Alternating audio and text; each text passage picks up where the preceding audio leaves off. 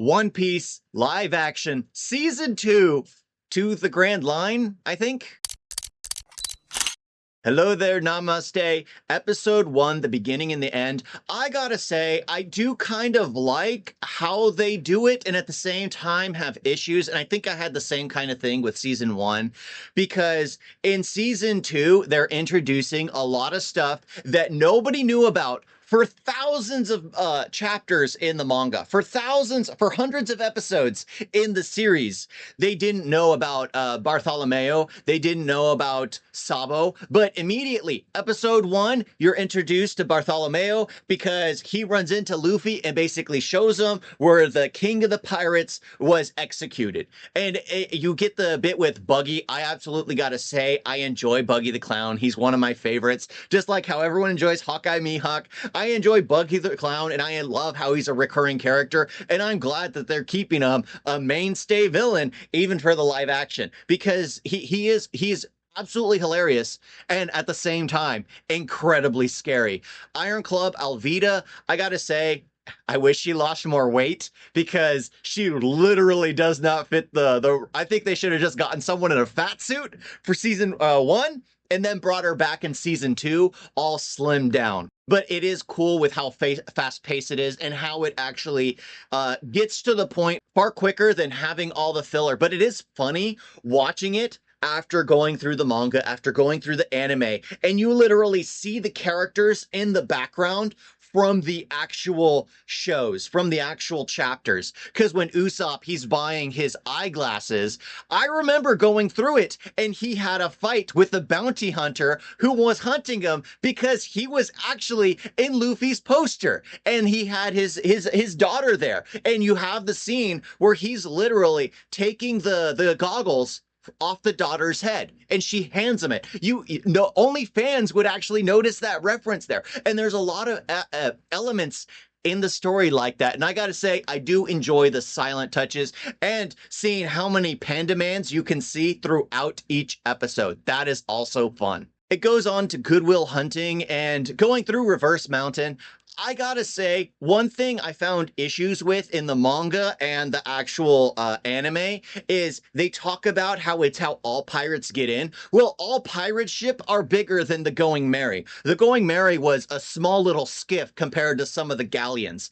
And they're literally going up Reverse Mountain and they have no wiggle room. How are these giant galleons supposed to go through Reverse Mountain? I think they should have done it bigger. It was okay. I excused it in the anime. I excused it in the manga, but when you're literally doing the live action, you already know going into it that there's supposed to be more room. They should have done that. They should have included that. I did enjoy seeing the shipwrecks everywhere, but they could have included that. Also, the Laboon situation, the fact that they've already introduced Brook almost immediately was just absolutely great. I gotta say, I did enjoy that. I enjoy how they're already showing like the extra tall people, how they're making them look like a foot or two taller. They're basically the NBA players. But the Laboon story, it's like they hinted at what the story was actually like in the manga and anime, where Crocus had a house inside the whale's stomach and how the Miss Wednesday and Mr. Nine were trying to hunt the whale for food. That was originally the premise.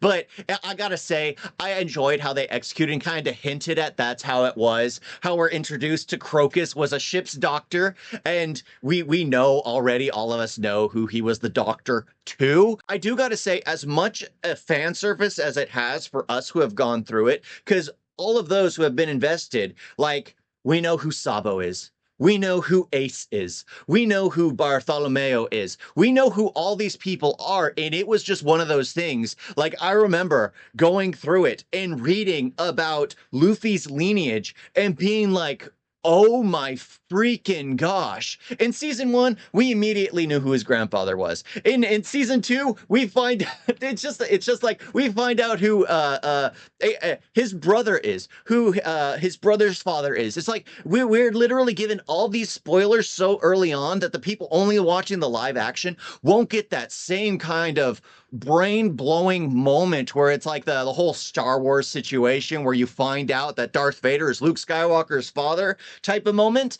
That's what I had. That was my generations, at least my generations that I experienced firsthand, moment of realizing just how in depth, just how messed up a family could be, and how great storytelling could be. I do gotta say, I don't care about Vivi. I've seen her in Bridgerton. I didn't care for her there, but I don't care that she's not white. I don't care that she's brown. I mean, to me, it looks like Alabasta is the Middle East. So you get an actress who can kind of fit that mold.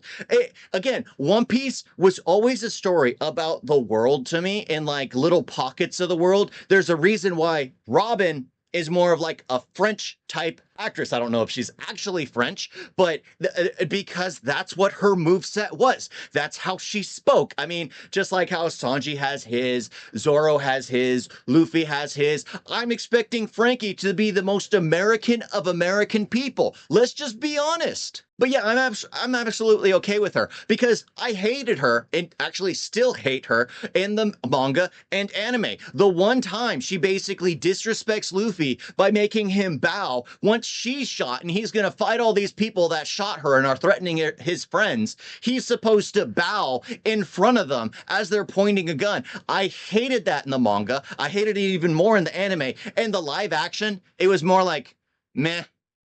It was meh. I don't know why. In the live action, it just didn't hit as demeaning because I guess she just didn't act more superior as it felt like in the manga and anime. In the live action, it's just like her speaking her pacifistic nature because she's a pacifist and doesn't believe in any form of violence because she's idiotic. Whiskey Business, I gotta say, I did enjoy this episode. It had more of a Kung Fu Hustle vibe than really any of the others because you have Zoro taking down 100 bounty hunters at Whiskey Peak. The difference in this one is in the manga anime, Luffy and the rest of the crew are asleep as Zoro takes down everyone, and then Luffy gets in a fight with Zoro, and then they beat up Miss Valentine and Mr. Five during that series, as Luffy and Zoro are basically fighting each other because Luffy's an idiot. I gotta say, I enjoy it this way as well because Luffy's in the know, Nami's in the know, Sanji basically gets tied up because there's girls and he's never gonna get a girl. He roped Luffy in to, not Luffy, he roped Usopp in to get tied up. And then it's Zoro's job to free them and beat up everyone. And one thing I gotta say I absolutely love is the fact that Hawkeye Mihawk, he's basically hallucinating him as a mentor. He does like training regiments on the ship, picturing his fight with Hawkeye Mihawk. As he's fighting in Whiskey Peak, Hawkeye Mihawk is making fun of him for getting winded after fighting only 20. And he needs to take out the other 100 bounty hunters on Whiskey Peak. And I gotta say, having Hawkeye Mihawk, I freaking like the live action version of him. The fact that they're bringing him back as a mentor, which those of you who know, Hawkeye Mihawk becomes his trainer in a sense. So they're just seeding that early. And I got to say, I absolutely am okay with that. The fact that they're introducing that early on. So when it finally comes about to where he's like, please teach me in order to aid his captain, the future king of the pirates, he's willing to bend the knee to anything in order to aid his friend. I like how they're seeding that very early. And the fact that the fighting of him fighting 100 bounty hunters, every time he was fighting, it kind of, I wish it went a little further, but hopefully they get to that point. Because if anyone's seen Kung Fu Hustle, there is that scene where he finally gets his powers at the end, and then he starts fighting the Axe Gang and just starts kicking these people everywhere. I want to see more of that. This was probably one of the most enjoyable for me because it was people getting ping-ponged everywhere. They're against Roronoa Zoro, of all things. Come on. He's most people's favorite. I do gotta say, I hope Igaram, they don't bring him back because those who know that he survived the explosion. However, I wish Karu was here earlier because again, those who know, Karu was there from the very beginning. Karu got to the ship before Vivi, before Nami, before the rest of the crew, because Sanji's there and he's like, wait a minute, are you talking about this duck? He was here before I got here. Because he's a running duck, the speed squad. I mean, they got to the ship before, or the Karu got to the ship before anyone else. All right, now the Little Garden sequence, I think they spent enough time on it. I think 2 episodes was the perfect amount of time. On Drum Island, I feel like Drum Island was rushed. However, Little Garden felt perfectly concise, perfectly to the point. You had the scene where Luffy's fighting all the copies of Mr. 3. You have the scene where Zoro's trying to cut off his feet. It was done differently, but Zoro was trying to cut off his feet. You have the scene where Usopp is the one that needs to save them. You have a lot of the key moments. You have the giants, Dory and Broggy, fighting with each other. You have the role reversal on who actually gets stabbed and falls, if memory serves. But yeah, you have all of that, which I gotta say, I do enjoy it. I like how it went about. It was more concise, more to the point. I do wish they had the sequence. Of course, with them not having Karu, they couldn't have the Usopp fighting Valentine as they're speeding away. Because I still remember that scene in the anime where Karu starts running. Usopp falls off, and these ducks are supposed to be incredibly fast. And here Usopp is panting, running incredibly fast, trying to catch up to Karu, who he fell off of. That scene still makes me laugh to this day, and that's 20 some odd years ago. And I still find it hilarious. I would have loved to seen it in live action, but I do got to say they did good with it. It was enough. Like 2 hours was basically enough time for live action to spend on Little Garden to get the dynamic between the giants, to have the humor of Nami and Usopp being afraid of being eaten, to have Luffy play with the dinosaurs. I do got to say I don't like how early they introduced Mr. Prince, because Mr. Prince wasn't introduced till later on. Originally, he was Mr. Zero thought that was Mr. 3. Basically saying, oh, they're all dead. I killed them all. And when the unlockies show up, it's like, oh, I thought this person had died, but I got him now.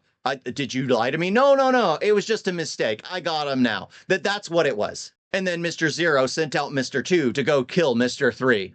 I do gotta say, I feel a little weird about Miss Golden Week. She looked like she was in her 30s when I thought she was like 12 years old. So I don't know if they did something different or if it's just an adult that's mentally deficient, or I don't know. It was weird going from the actual anime where it's like a 12-year-old to the live action where they have like a 30-year-old. I'm just like, that doesn't seem right. It was just like, this is weird. This is weird. I did enjoy the fact that she was like mentally unstable though, and that Mr. 3 was afraid of her. I did enjoy that little dynamic though. I do like how they do introduce like backstories to things, how we see Miss Thursday for the first time ever. We found out how Mr. 11 was captured. We found out that Mr. 7 was cut in 3 pieces, and that Miss All Sunday did the investigation with Mr. 5 and Miss Valentine. So I like having those little elements kind of seeding everything together, because that leads into like Drum Kingdom. Apparently, Wapple got his powers by Brokeworks. And I gotta say, I like that. I like how it's like, you know what? We can easily tie these together instead of having them separate, because having them separate just makes the world far bigger. They can easily consolidate it, close off the world a little more, so that way everything is more interconnected. And I gotta say, I have no problem with that. The fact that they add more stuff on the back end to make the world just a little bit smaller, to make it just a little bit more interconnected. And I gotta say, I enjoy it, seeing how everything on the Grand Line is related, because those who have been watching long enough know that everyone on the Grand Line is someone connected, especially in the New World. All right, the Drum Kingdom.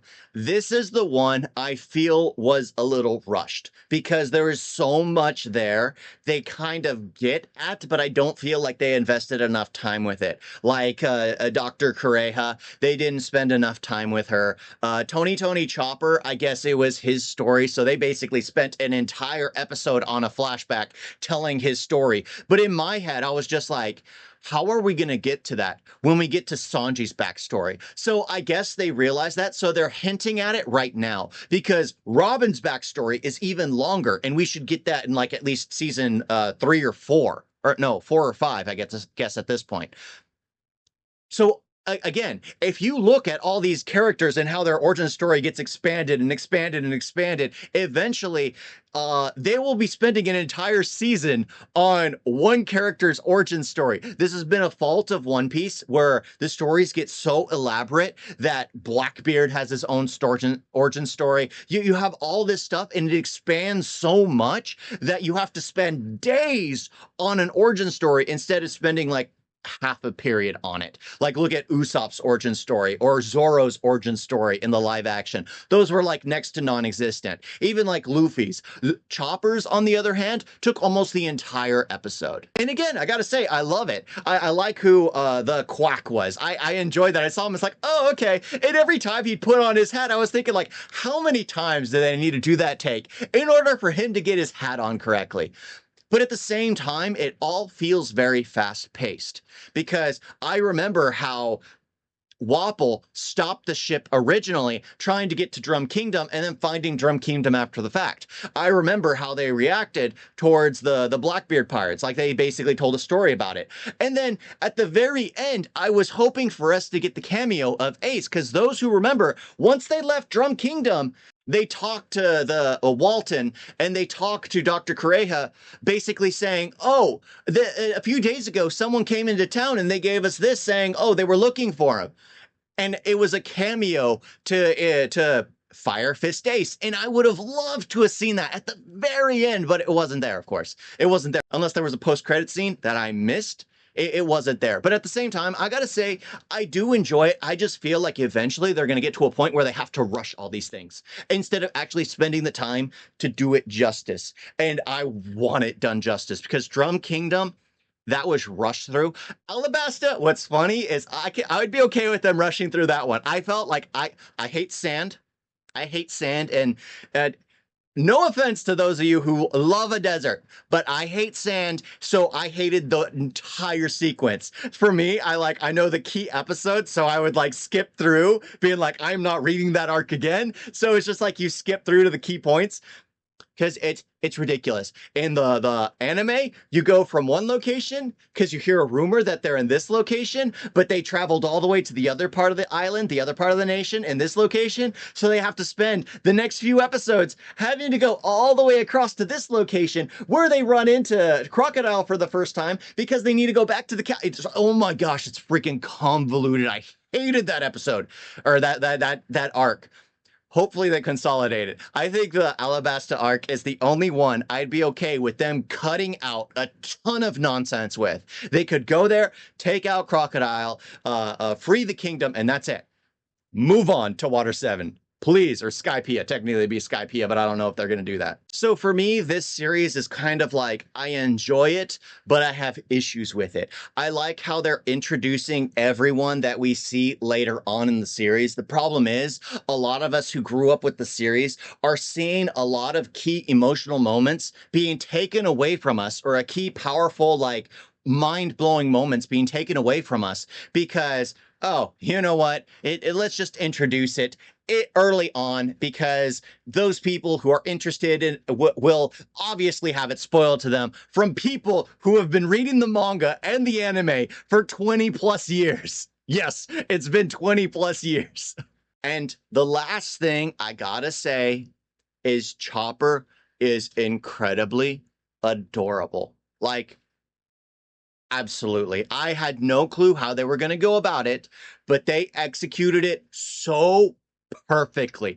I gotta say that it is by far one of the most adorable.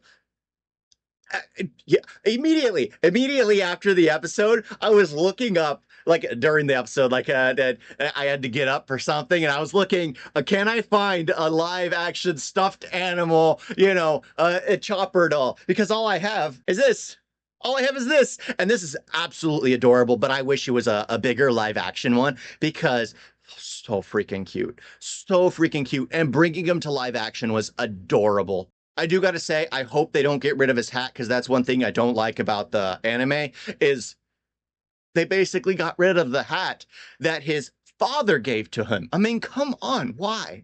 I mean, they got his adorable blue nose right. They got his antlers right. They didn't have one of his antlers broken, sadly, because those of you who know, it was pinned on by Hiruluk. He basically attached one of the antlers on, and it ended up with like a metal plate holding the antler on. That's how it is originally.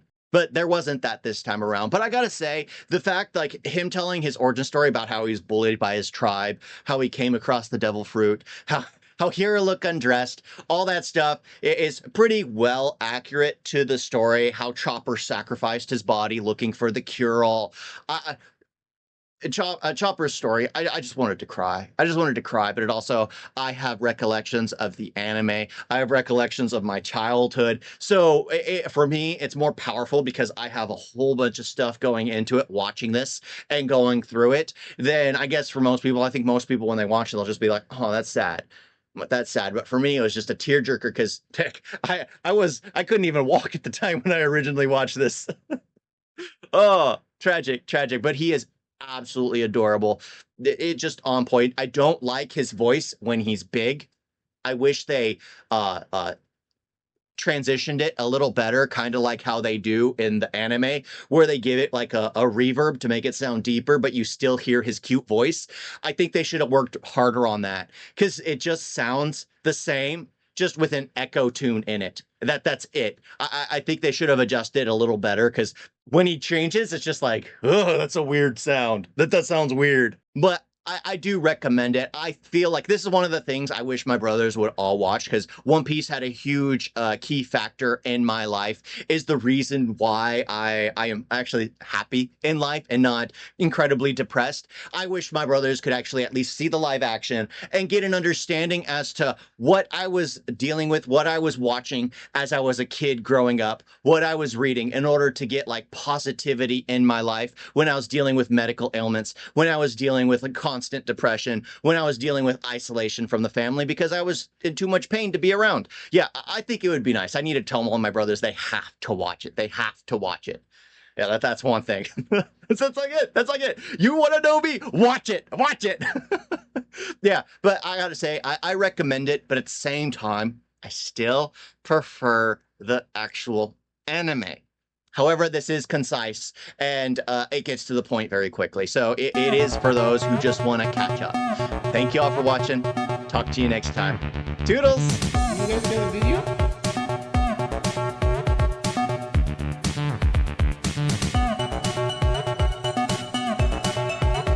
That was so bad. And don't forget to like and subscribe. Wait on that.